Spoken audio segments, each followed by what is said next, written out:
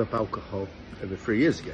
I've been living a sober life, and I took out all of the triggers in my life that may cause me to want to drink a beer or a glass of wine or whatever. And that was a gradual process, just avoiding different places, associating with different people at different times, and just bringing my lifestyle into a different zone so that alcohol wouldn't tempt me so much. And it's been successful. I'm rarely tempted these days.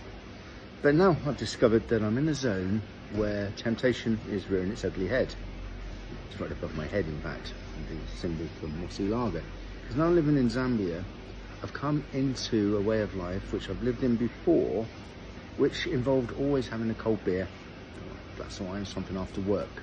I found the other day when I went out with my wife and a couple of her relatives, and we're in a bar and I'm drinking water, I found myself quite tempted, which I hadn't had for a while.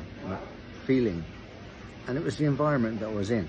It wasn't the fact that I craved alcohol for the sake of having alcohol, it was the environment, because that was a situation when normally I'd have a beer. We're sat at the roadside in the compound, they're drinking cold ones.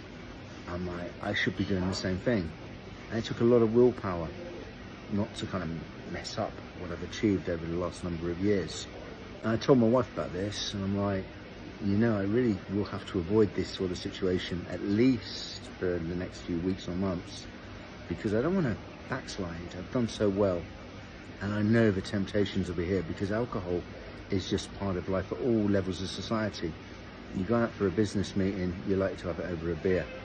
You go to sit at the roadside in the compound, you're going to be drinking a beer. It's just everywhere. So I know there's challenges ahead, and hopefully I can stick to my guns and keep living this sober life. You know, I'm not going to say never, because one never knows what's around the corner. But for now, I'm hoping I've got the willpower still. Wish me luck. Bye bye, family.